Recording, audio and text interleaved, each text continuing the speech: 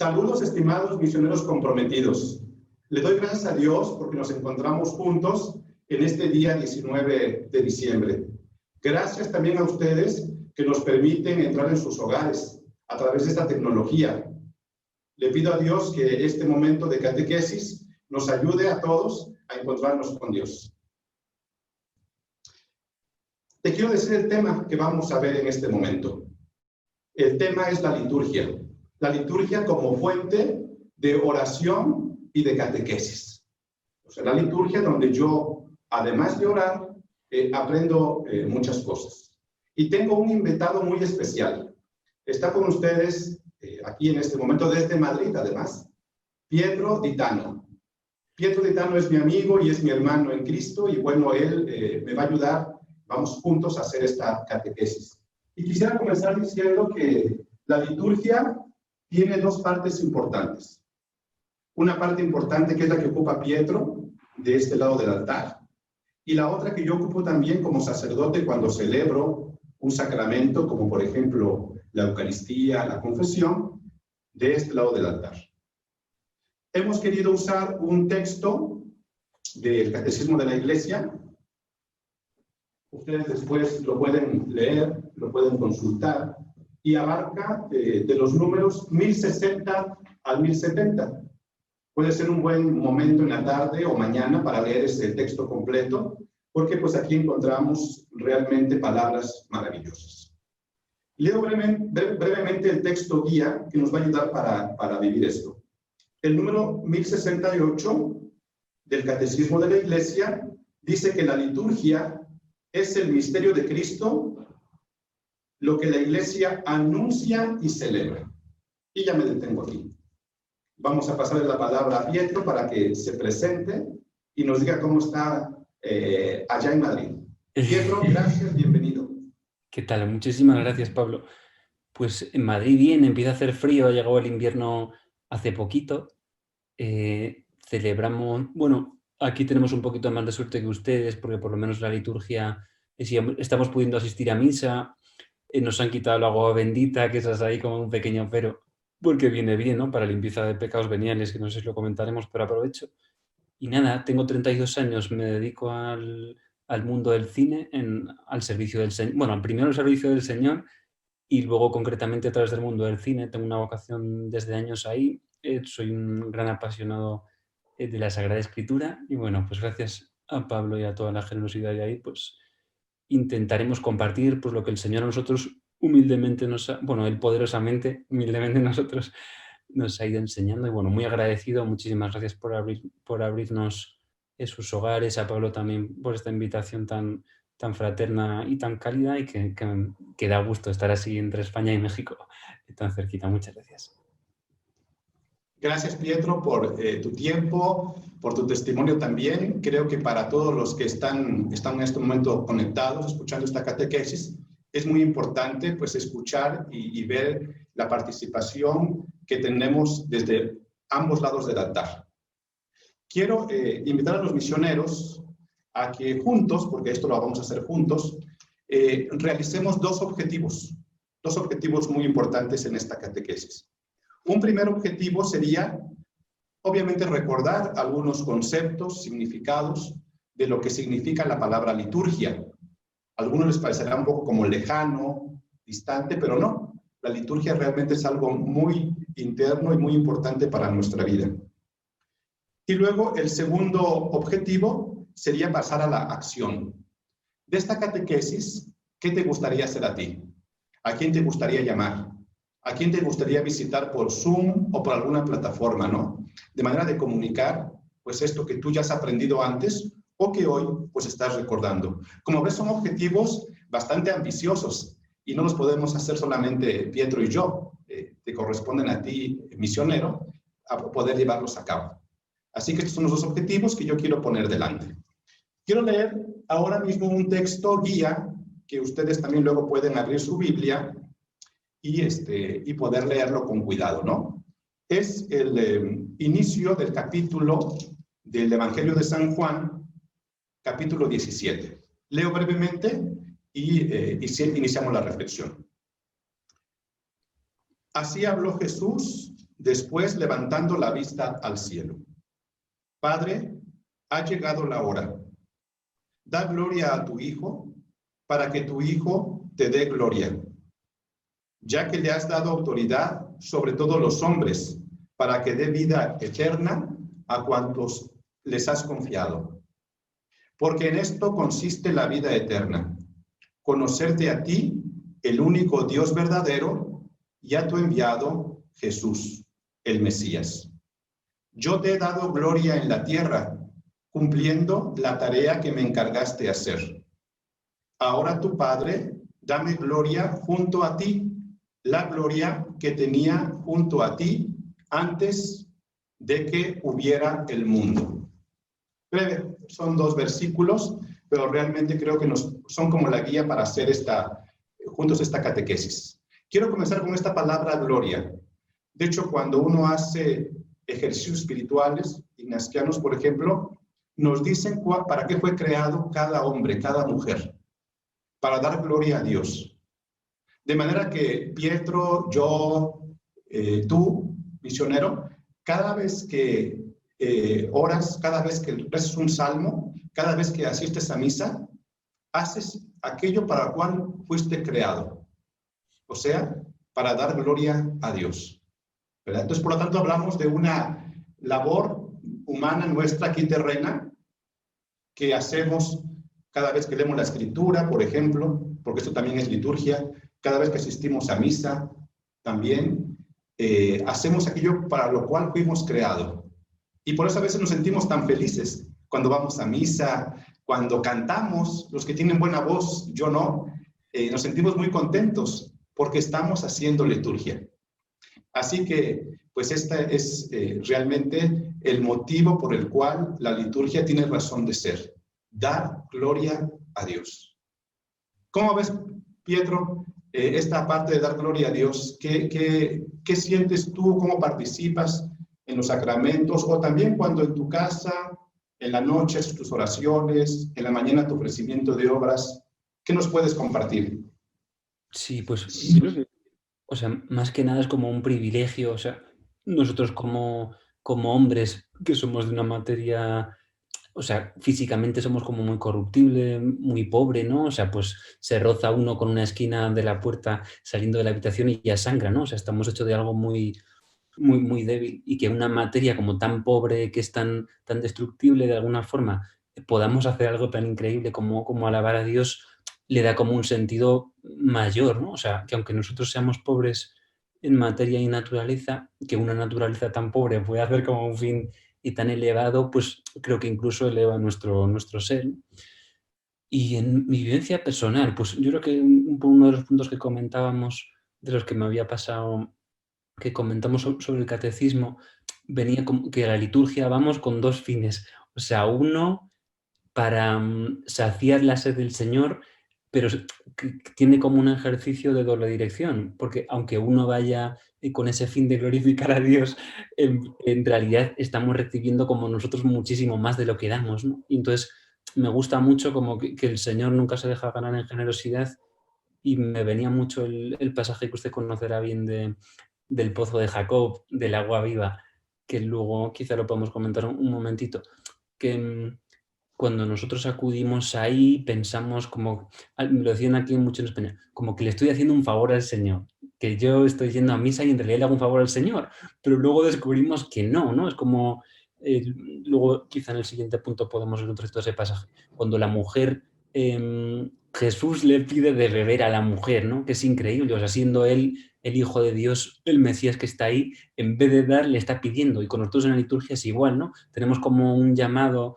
de vengan ustedes a mí, pero en realidad lo que va a hacer es darnos él el agua viva, ¿no? Y entonces, en ese sentido, me parece fascinante la humildad del Señor, ¿no? Que se hace mendigo, siendo el más poderoso del universo, se hace mendigo y nos pide, pues, un ratito miserable en el día, que le dediquemos un poquito de rato de oración, o que vayamos a misa, nos pone como la mano para pedir la limosna a nosotros, y en realidad él lo que va a hacer es después, como le dice a ella, ¿no? Bueno, que lo puedo leer.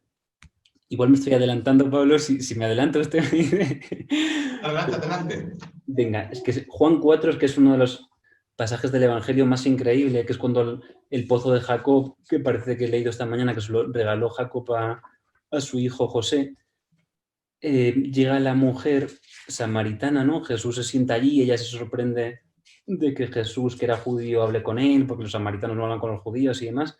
Y entonces lo primero que hace Jesús es pedirle de beber a la mujer. Claro, la mujer, uno, que un judío le hable, ya le sorprende, y dos, siendo él quien es, pues imagínense. Entonces, un par de frases que me parecen muy hermosas. Y le dice la mujer, ¿cómo tú siendo judío me pides de beber a mí, que soy mujer samaritana? Pues los judíos no tienen trato con los samaritanos. Responde Jesús y dice, y esta es la frase que a mí, Pablo, no sé usted, como que me desborda de gozo, dice, si conocieras el don de Dios y quién es el que te dice, dame de beber, tú le hubieras pedido y él te hubiera dado el agua viva. Y creo que cuando vamos a la liturgia ocurre exactamente eso, ¿no? Que Jesús nos pide, ven, acude, como dedícame un poquito de tiempo, ven a misa. Y en realidad si supiésemos quién es el que nos está invitando a hacer un poco de oración en casa, a acudir a la liturgia en la iglesia, seríamos nosotros los que le pidiésemos, Señor, no, danos tú, ¿no?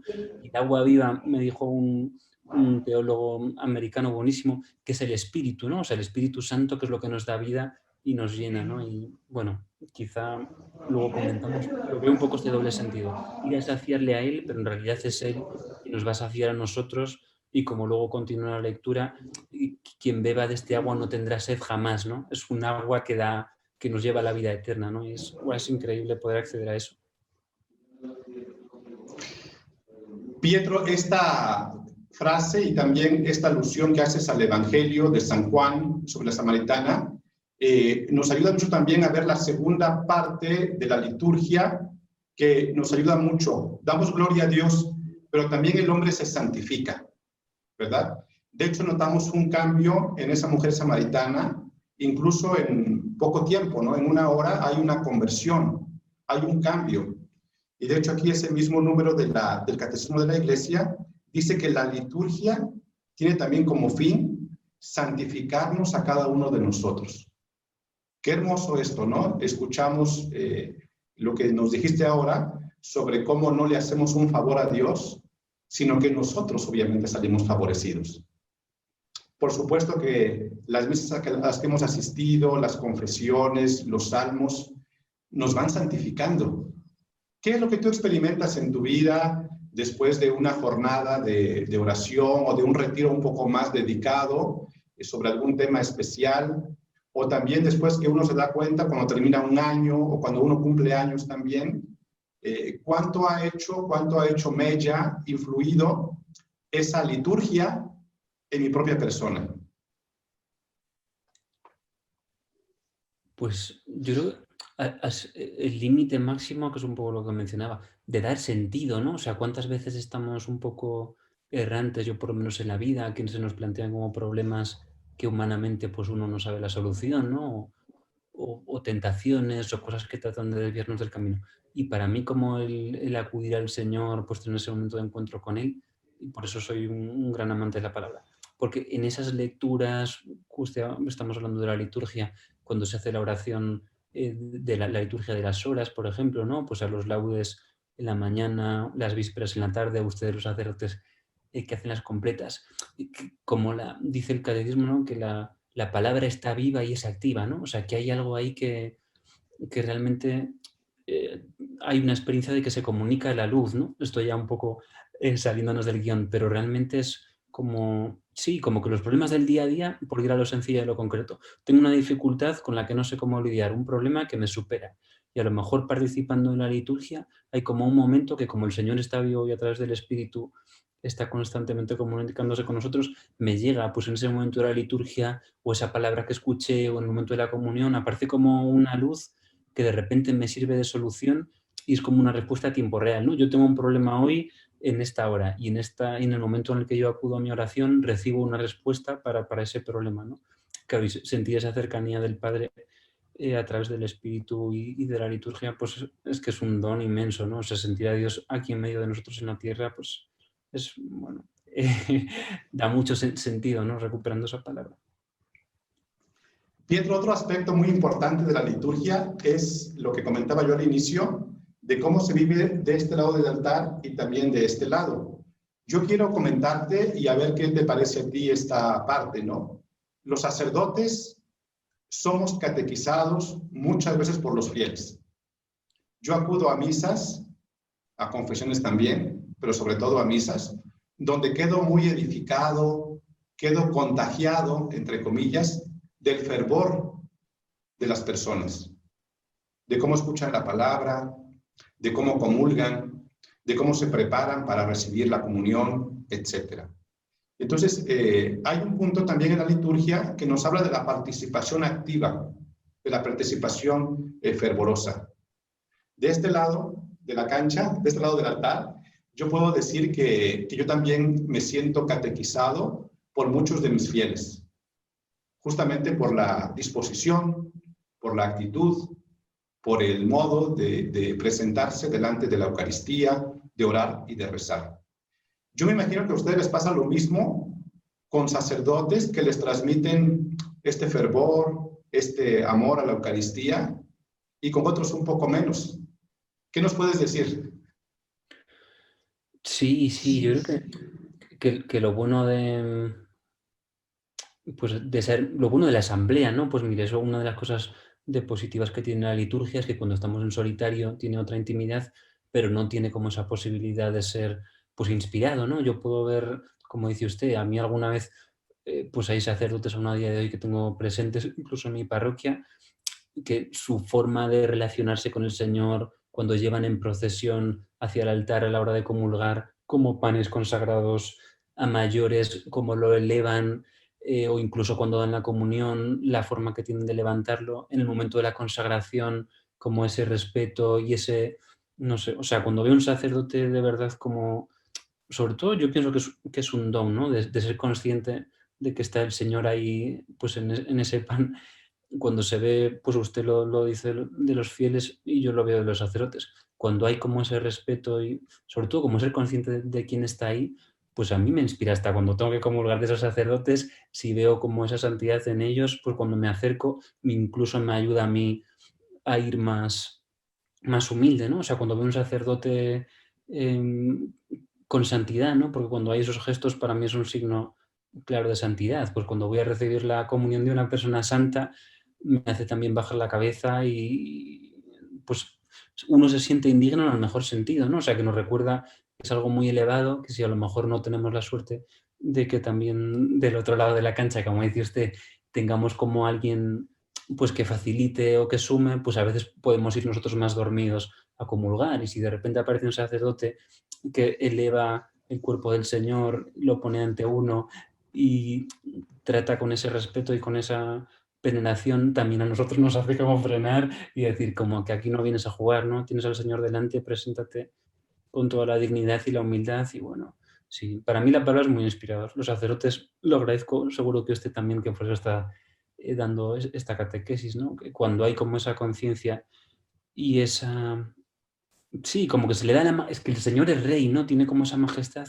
Cuando se le atribuye en la liturgia, que es lo normal, yo creo que se genera como un santo respeto en nosotros también, que sí, es importante. No lo había pensado, pero me parece importantísimo también que tengamos ahí buenos aliados al otro lado. Ustedes también en nosotros, pero nosotros en ustedes de, sí, ¿no? Recordarnos quién es Él, que Él es el Rey y en cómo se le trata, en cómo se le eleva, en cómo se le transporta, en cómo se le muestra a las personas, en cómo se le toca.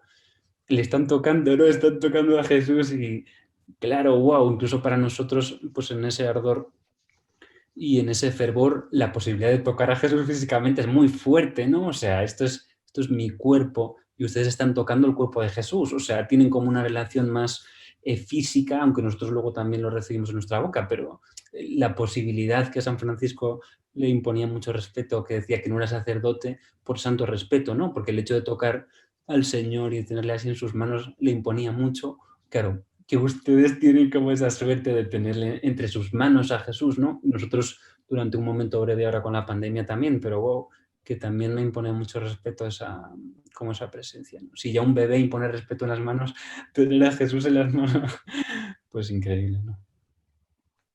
Pietro, pues esto que comentas ahorita también me hace pensar en el aspecto comunitario de la liturgia.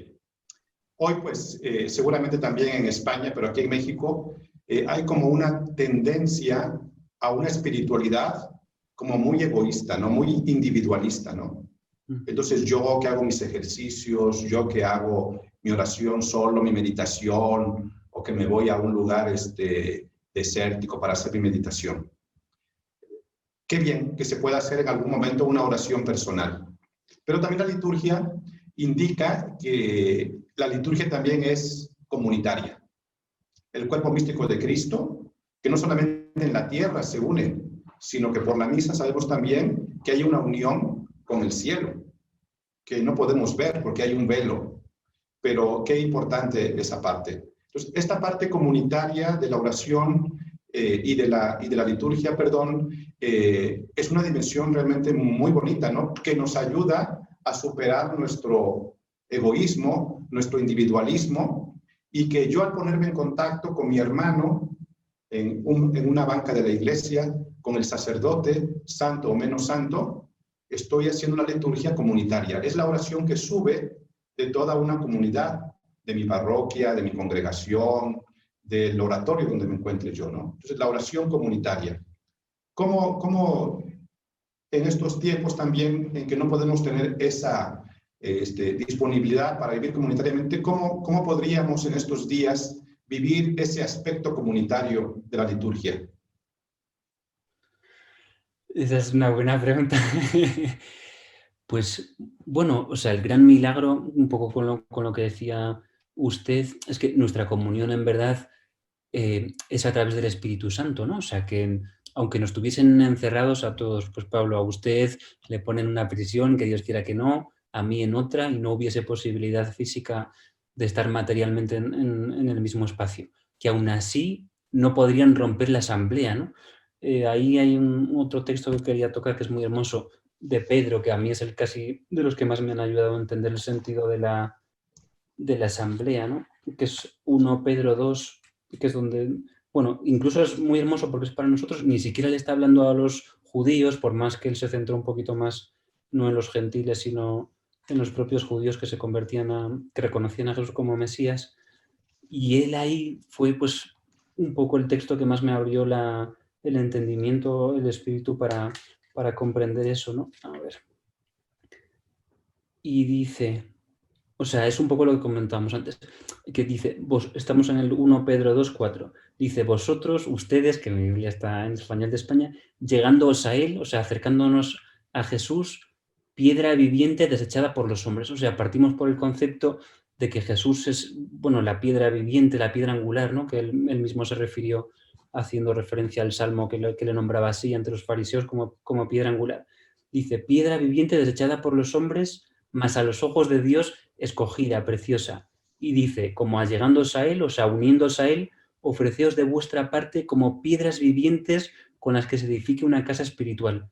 Y bueno, sin avanzar más, claro, recapitulando, o sea, ofrézcanse ustedes, o sea, nosotros, Pablo, usted y yo, como piedras vivientes con las que se edifique una casa espiritual. O sea, Jesús como piedra angular, que se autoproclamó como tal, o sea, la iglesia es eso, ¿no? Que nosotros cada uno somos piedras vivientes y por más de que estemos en espacios separados, la casa espiritual que es la iglesia, que es el cuerpo de Jesús, se crea por la unión de las distintas piedras, ¿no? Entonces, que evidentemente desde el comienzo de la iglesia el acto comunitario es importantísimo y desde los apóstoles decía que se reunían los domingos para partir el pan, ¿no? Pero nosotros, que aunque ahora mismo no podamos, no dejamos de ser piedras vivientes y en esa unión que hay entre nosotros a través de Jesús sigue habiendo asamblea, ¿no? O sea, que la asamblea no necesariamente implica compartir espacio físico. Dice San Pablo en otra carta, 1 Corintios 12, que me voy a pasar mencionando la palabra, como que somos miembros de un mismo cuerpo, los bautizados en un mismo espíritu. Entonces, que el cuerpo no necesita estar necesariamente en el mismo espacio. O sea, usted y yo, Pablo, somos cuerpo, somos parte del mismo cuerpo, del cuerpo de Jesús, aunque usted esté en México y yo en España, ¿no? Y de igual forma que ahora no existe la posibilidad física de estar ahí, seguimos siendo piedras vivientes de la misma casa espiritual que es la iglesia, ¿no? Claro, es que eso, lo hermoso que tiene es como, pues eso, que aunque nos separasen y viniese como un gobierno y unos tiranos que nos esclavizasen, que Dios quiera que no, no podrían separar el cuerpo de Cristo. O sea, el cuerpo del Señor sigue unido por más que el espacio físico no esté, porque como es una unión en espíritu, ¿no? Pues es algo que trasciende las posibilidades de lo físico, ¿no? Y eso es increíble, la verdad. Es un misterio, bueno. Un misterio que a veces se puede explicar más o menos a través, pues, de un artículo, de la escritura, por supuesto, ¿no? Y también de una producción. Sé que estás en este momento en un rodaje de un documental, de una película que se titula El beso de Dios. Y te quiero hacer esta pregunta. En estos tiempos de pandemia, recibir un beso no nos contagiará. Cuéntanos un poco de tu producción de esta documental, de esta película, y qué es lo que quieres lograr en las personas a través de estas entrevistas y de estas reflexiones. Sí, pues yo, o sea, un poco lo que estamos haciendo ahora, Pablo, ¿no? Que, o sea, descubrir el don de... Bueno, primero le contesto a la pregunta del contagio. Yo creo que sí, que es necesario que, bueno, hay contagios buenos, por lo menos en España podemos utilizar la palabra que se contagia algo bueno. Dice, como ve con Juan o con Paco, como a ver si se te contagia algo bueno, ¿no? O sea, aquí también utilizamos que lo bueno se contagia. Y yo pienso que con el beso de Dios, que bueno, la película se titula en este momento así, pero con la liturgia, ¿verdad? Con lo que estamos aquí presentándole a los hermanos, se nos contagia la vida de Dios, ¿no? O sea, a través de la recepción del pan, que es el cuerpo del Señor, o de su sangre, la vida divina de Dios entra en nosotros, ¿no? Y, igual que hay un contagio de una enfermedad, hay un contagio del Espíritu Santo y de la vida de Dios en nosotros. Entonces, participar de ese espíritu que es eterno dentro de nosotros, pues es un contagio necesario, y la película, el documental, pues busca en parte animar a las personas a que se dejen contagiar por Dios, ¿no? En este tiempo de la pandemia. O sea, es que imaginemos, si la pandemia ha podido tener como ese poder de destrucción y la pandemia al lado de Dios no es nada, ¿qué poder de construcción tendrá el Espíritu Santo si se contagia, ¿no? Decía Jesús, lo de he venido a prender fuego al mundo y desearía que estuviese ya ardiendo. El Espíritu Santo es como ese fuego, ¿no? Que si una pandemia que no es nada a los ojos de Dios puede hacer todo esto, si nos dejamos incendiar a través de la liturgia por el Espíritu Santo, es que vamos, la santidad es un hecho, ¿no? Porque ese Espíritu es un Espíritu que hierve, que rebosa santidad y que el Padre pues nos lo concede, ¿no? A través del bautismo, que también forma parte de la liturgia, de los sacramentos. Y la película rescata un poco, he tenido la suerte de trabajar con entrevistados buenísimos de primera fila, grandísimos expertos mundiales en la escritura, creyentes conocidos, que no hacemos spoiler, como dice usted, pero hay como en la palabra una invitación fuertísima como a entrar en eso, ¿no? Y la liturgia, pues es, como enseña el catecismo, los signos visibles a través de los cuales podemos acceder como a ese don, ¿no? Y el documental tiene como un recorrido bíblico, hay como mucha, en los planes de Dios a perfección, ¿no? Y igual que la palabra, si se lee de forma completa y profunda, revela como una perfección en el plan de Dios de la redención, ¿no? Una de las cosas interesantísimas del texto que me compartió es ¿qué celebramos en la liturgia? Celebramos la redención del mundo para que seamos hijos amados de Dios, ¿no? Y el documental viene un poco a explicar cómo, a través de la sangre del Señor, que eso viene a responder a figuras antiguas, por ejemplo, del libro del Éxodo, no quiero decirlo mal, en el Éxodo... En el Éxodo 24, concretamente, ya hay como una primera... Es vertida una sangre de un toro, ¿no? Después de sellar la primera alianza, para sellar esa alianza. Y en Jesús, que es como, pues, 10, bueno, o sea, 15 siglos de Moisés hasta nosotros, más luego los 20 posteriores, o sea, como 35 siglos más tarde sigue teniendo efecto, y eso fue renovado hace 2000 años por Jesús, que también virtió su sangre, ¿no? Y que podamos comprender, por ejemplo, el sentido de la sangre como expiación, que eso se viene haciendo desde hace mucho, que la sangre es el alma en la palabra y que eso contiene la vida de Jesús, que eso tiene un sentido de expiación y de que nos limpia, ¿no? O sea, son como cosas que como hay joyas en la escritura, ¿verdad?, que están como ahí esperando a ser descubiertas y que el Espíritu, estoy convencido de que nos invita como a conocerlas para poder degustarlas, ¿no? Es como si uno tiene, no es un vecino, es un mal ejemplo, pero si conocemos a alguien que prepara una comida muy suculenta, para poder acceder a ella, primero tenemos que tener la información de que eso existe, ¿no? Y el documental busca un poco, como decía usted antes, despertar el apetito, ¿no?, de esos manjares para que las personas puedan ir ahí y saciarse, como decíamos al principio en Juan 4, del agua viva, ¿no? O sea, yendo a la fuente, que el Señor, que la fuente que es la liturgia, que es la Eucaristía, la lectura en casa o en comunidad de la liturgia de las horas de los salmos, si acudimos a la fuente, ¿no?, a la fuente del agua viva, podremos hacernos ahí. Y el documental, pues, no es ni más ni menos que algo que pretende desvelar un poco o informar a las personas de dónde está la fuente del agua viva, darles a saborear un poquito esos manjares para que luego cada uno, pues, en su libertad y con mucho gozo y gusto, pues pueda ir ahí a saciar su sed, ¿no? Porque nosotros nos podemos contar o les podemos contar lo rico que son esos manjares, pero luego pues uno le dice, no, oiga, Pablo, que mi mamá prepara un pollo extraordinario en Navidad que se acerca ahora, o prepara un pavo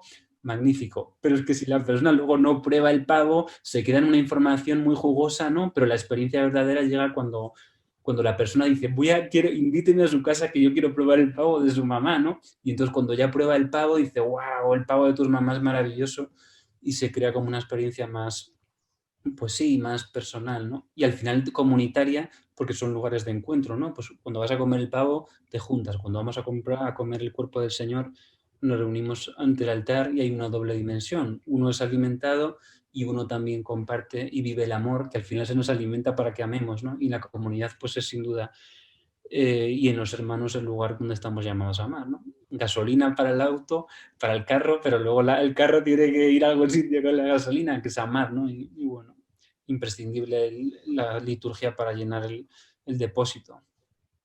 Pietro, pues muchas felicidades por este trabajo, por esta producción. Queremos todos los que estamos escuchando esta catequesis orar por ti y por todo tu equipo, por esa producción. Y estaremos muy atentos, porque como tú sabes, ya te he dicho, aquí en México participamos en Cineforum, vemos películas como estas, como la tuya, con valores cristianos, católicos, con valores también familiares. Y yo creo que cuando llegue, apenas sepamos una fecha, te invitamos a venir a México, por supuesto. Y luego también, pues, vamos a promover esta película, ¿no? Vamos a ir concluyendo esta catequesis como con acciones concretas, ¿verdad?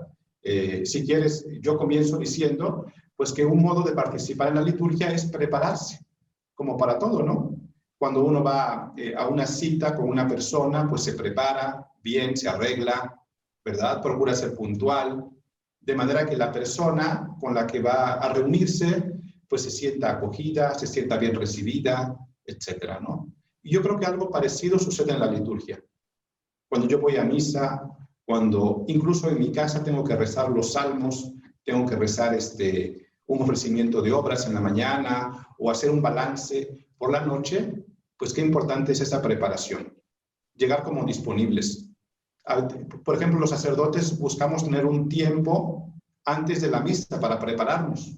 La sacristía podría ser como el lugar de preparación para celebrar un sacramento, donde uno se recoge, donde uno se prepara, se reviste para poder hacer esto. Entonces, mi primera sugerencia, recomendación para vivir cualquier liturgia, la preparación. ¿Tú qué consideras importante como fiel en esa vivencia de la liturgia? ¿Alguna acción que puedas sugerirnos?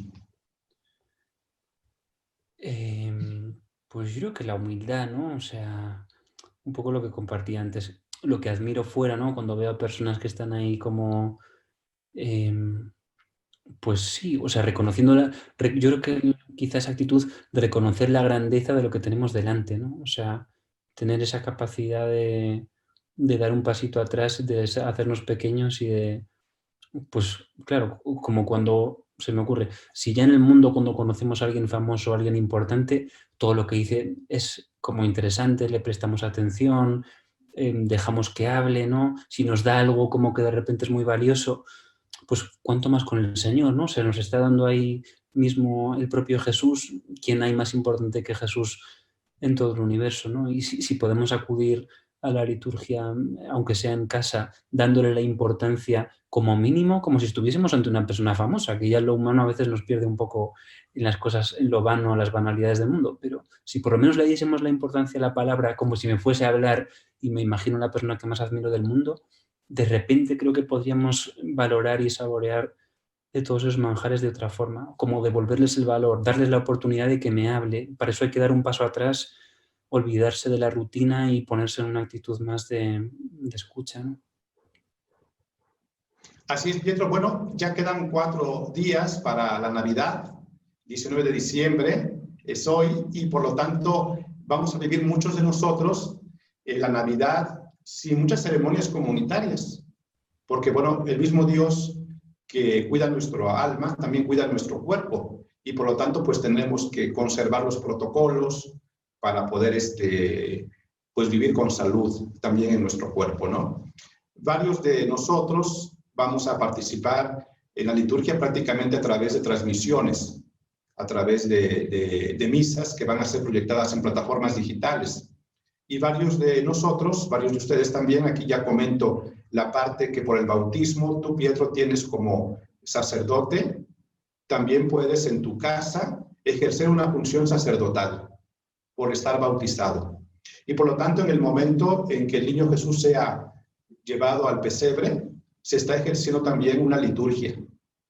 Cuando cantamos villancicos, y muchos son herencia de ustedes hacia nosotros, ¿verdad? Son prácticamente muchos, la gran mayoría, los cantamos aquí porque ustedes nos los han hecho llegar. También es liturgia. Aquí en México también, igual que en España, damos un beso al niño Jesús para adorarlo. También eso es liturgia. Entonces, bueno, también mi recomendación es que se viva ese momento de Navidad como un acto litúrgico, superando la monotonía, superando el aburrimiento, superando también que ya lo hemos hecho muchos años. Quien lleva 32 o 40 años haciendo esto, no es la número 33 o la número 40. Es una conmemoración de la liturgia. Es no solamente repetir algo, sino celebrarlo de nuevo, como si lo estuviéramos viviendo este 2020, de nuevo el nacimiento de Cristo. Así que, pues, por mi parte, vamos a ir ya cerrando esta catequesis. Yo quisiera, de nuevo, agradecer mucho a todos ustedes que la han escuchado. Gracias por abrirnos sus puertas de su hogar. Qué bendición de esa tecnología que nos permite, a 4 días de la Navidad, que ustedes nos hayan abierto sus puertas. Gracias por su tiempo, por su dedicación, por su amor. Les pedimos sus oraciones por mi sacerdote, por Pietro, que está haciendo su producción, para que Dios nos bendiga y llevemos adelante estos proyectos. Pietro, te paso la palabra para que también tú nos recomiendes y nos despidamos de nuestros escuchas. Claro. Bueno, no, primero muchísimas gracias a usted, Pablo, a todos nuestros técnicos que están ahí escondidos y a las personas que están escuchando. Yo lo veo, Pablo, comparto con usted totalmente, que es una oportunidad buenísima porque a veces los fieles ni somos conscientes de en qué consiste nuestro sacerdocio, ¿no? Aunque nuestro sacerdocio, o sea, en realidad como Jesús dice el Salmo 110, que su sacerdocio es para siempre, ¿no? O sea, no cesa. Nosotros al ser su cuerpo somos sacerdotes, o sea, usted es sacerdocio ministerial, nosotros bautismal, pero participamos de su sacerdocio. Y esta oportunidad buenísima de no estar físicamente nos permite la ocasión de ejercer nuestro sacerdocio como bautizados, ¿no? Y entonces creo que el Señor siempre presenta ocasiones de oro a través de desgracias a veces. Y esta ocasión pues creo que es para que cada uno pueda, en cada acto, incluso invito a leer 1 Pedro 2 otra vez para reflexionar y meditar sobre el sacerdocio al que estamos llamados, ¿no? Que es un sacerdocio elevadísimo y que si al final es que son pequeños, si es un poco, Pablo, el amor, ¿no? Cuando ustedes están presentando ahí al Señor, cuando nosotros cantamos un pequeño villancico, leemos un salmo en casa, pues el sacerdocio son ofrendas que serán agradables al Señor en la medida en que van unidos a Jesús y en la medida en que se hacen con amor, ¿no? Y eso pues uno puede ofrecer como sacerdote un villancico a Jesús si lo canta con amor, se une a Jesús y eso llega al Padre como ofrenda agradable, ¿no? O sea, el Señor nos abre unas posibilidades de culto a Dios máximas, porque cualquier obra hecha con amor que la unamos a Jesús le llega al Padre, ¿no? Entonces, las posibilidades de liturgia en un sentido amplio son altísimas siempre que el corazón esté ahí.